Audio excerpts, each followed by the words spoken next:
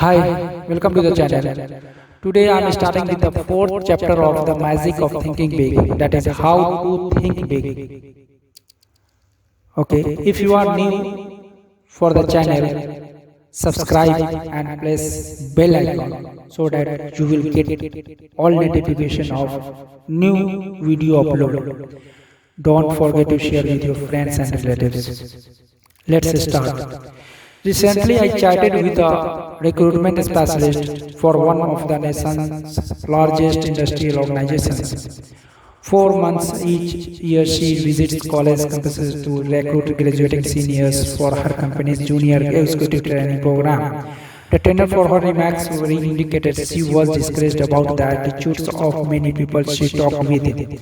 Most days I interview between 8 and 12 college seniors, all in the upper third of their class, all at the least mildly interested in coming with us. One of the main things we went to determine in the screening interview is the individual's motivation.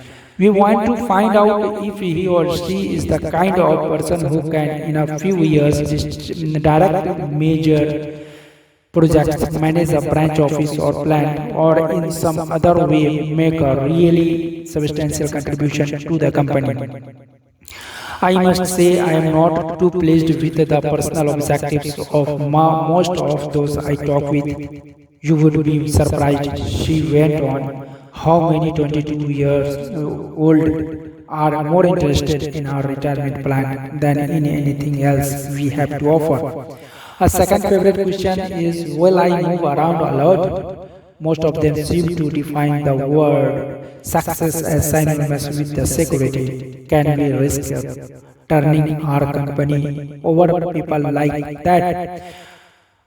The thing I can't understand is why should young people these days be so ultra conservative, so narrow in their view of the future? Every day there are more signs of expanding opportunity.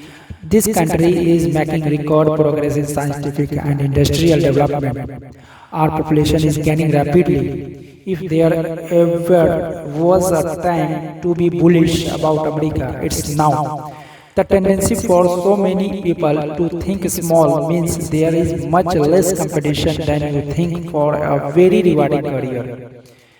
Where success is concerned, people are not measured in inches or pounds or college degrees or family background. They are measured by the size of their thinking. How big we think determines the size of our accomplishments. Now, let's see how we can enlarge our thinking. Ever ask yourself, what is my greatest weakness? Probably the greatest human weakness is self deprecation, that is, selling oneself short. Self deprecation shows through in a countless ways. John sees a job advertisement in the paper. It's exactly what he would like, but he does nothing about it because he thinks I'm not good enough for that job, so why bother? Or Jim wants a date with John, but he doesn't call her because he thinks he won't rate with her. Tom feels Mr. Richards would be a very good prospect for his product, but Tom doesn't call. He feels Mr. Richards is too big to see him. Pete is filling out a job application form. One question asks, what beginning salary do you expect? Pete puts down a modest figures because he feels he really is not worth the bigger sum that he would like to earn. Philosophers for thousands of years have issued good advice, know thyself. But most people, it seems, interpret this suggestion to mean know only thy negative self. Most self-evaluation consists of making long mental lists of one's faults, shortcomings, inadequacies. It's well to know our inabilities for his for this shows us areas in which we can improve, but if we only know our negative characteristics, we are in a mess. Our value is small.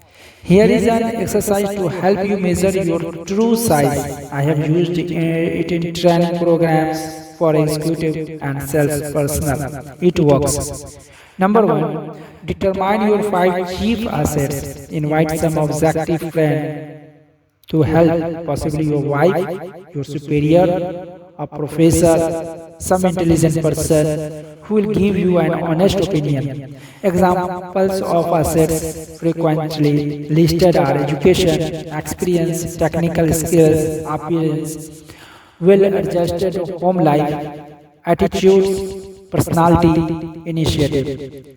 Number two, next under each asset, write the name of three persons you know who have achieved large success but who do not have this asset to as great a degree as you. When you have completed this exercise, you will find you outrank many successful people on at least one asset.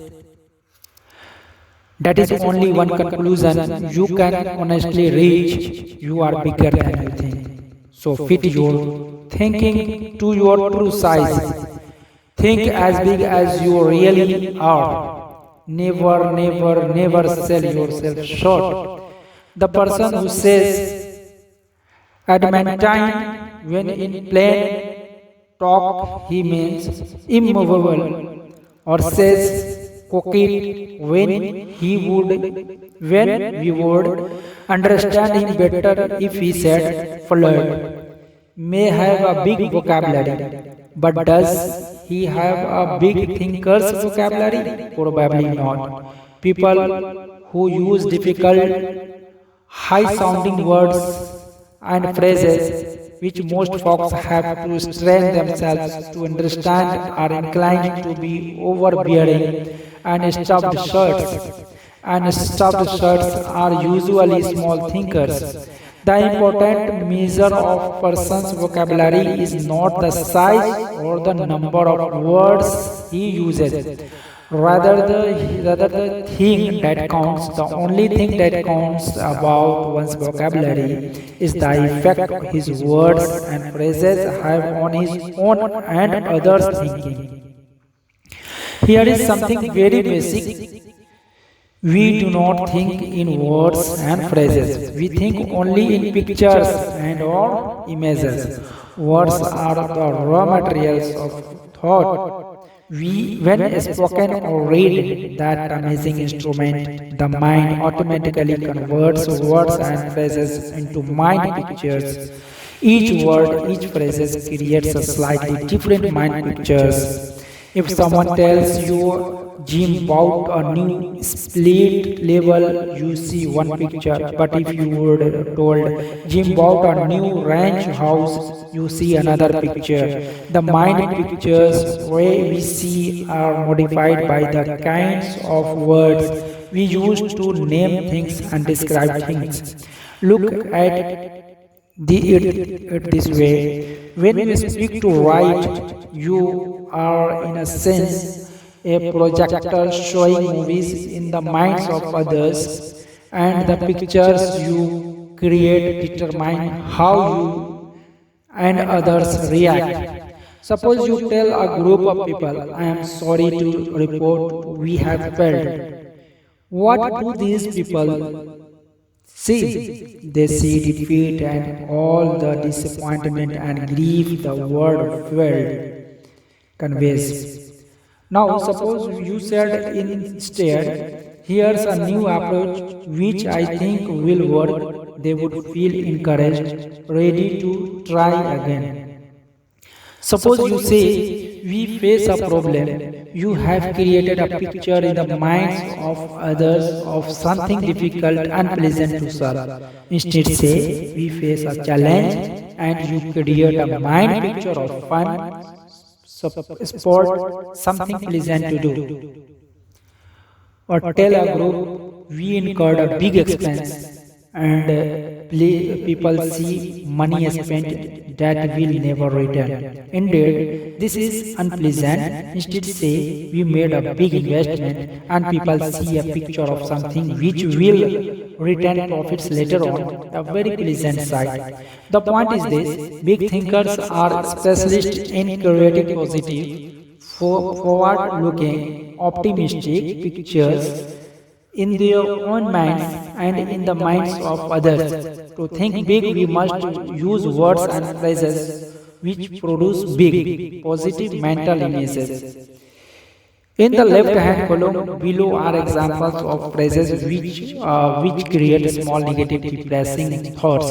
In the right-hand column, the same situation is discussed but a big positive way. As you read this, you ask yourself, what mind pictures do I see? ठीक है? Phrases which create small negative mind images. Phrases which create big positive mind images. Number one, it's no use. We are white. We are not white, yet let's keep trying. Here's a new angle. It was in that business once and failed never again. I went broke, but it was my own fault. I am going to try again. I have tried, but the product won't sell. People don't want it. So fail I have not but able to sell this product. But I know it is good and I am going to find the formula that will put it over. The market is saturated. Imagine 75% of the potential has already been sold. Better get out. Imagine 25% of the market is still not sold. Count me in. This looks big. Their orders have been small. Cut off them. Their orders have been small. Let's map out a plan for selling them more of their needs. 5 years is too long a time to spend before I get into the top ranks in your company. Count me out. 5 years is not really a big long time. Just think that it leaves me 30 years to serve at a high level. Competition has all the advantages. How do you expect me to sell against them? Competition is strong. There's no denying that, but no one ever has all the advantages. Let's put our heads together and figure out a way to beat them at their own game. Nobody will ever want their product. It's in its present form, it may not be sellable, but let's consider some modifications. Next, let's wait until a recession comes along, then buy stocks. Let's invest now. Be on prosperity, not a depression. Next, I am too young for the job. Being young is a distinct advantage. Next, I won't work, let me prove it. The image, dark, gloom, disappointment, grief, failure. It will work, let me prove it. The image, bright, hope, success, fun, victory. Now, 4 ways to develop the big thinker's vocabulary. Here are 4 ways to help you develop a big thinker's vocabulary. Number 1. Use big, positive, cheerful words and phrases to describe how you feel. When someone asks, how do you feel today? And you respond with I am tired, have headache, wish it were Saturday, don't feel so good. You actually make yourself feel worse. Practice this. It's a very simple point, but it has tremendous power. Every time someone asks you, how are you? Or how are you feeling today? Respond with a just wonderful, thanks, and you. Or say great or fine. Say you feel wonderful at every possible opportunity and you will begin to feel wonderful and bigger too. Become known as a person who always feels great. It wins friends. Number two, use bright, cheerful, favorable words and phrases to describe other people. Make it a rule to have a big positive word for all your friends and associates. When you and someone else are discussing an absent third party, be sure you compliment him with big words and phrases like, he will really a fine fellow. They tell me he is working out wonderfully well. Be extremely careful to avoid the petty cut him down language. Sooner or later, third parties hear what's been said and then such talk only cuts you down. Number three, use positive language to encourage others. Compliment people personally at every opportunity. Everyone you know craves praise. Have a special good word for your wife or husband every day. Notice and compliment the people who work with you. Praise sincerely administered is a success tool. Use it. Use it again and again and again.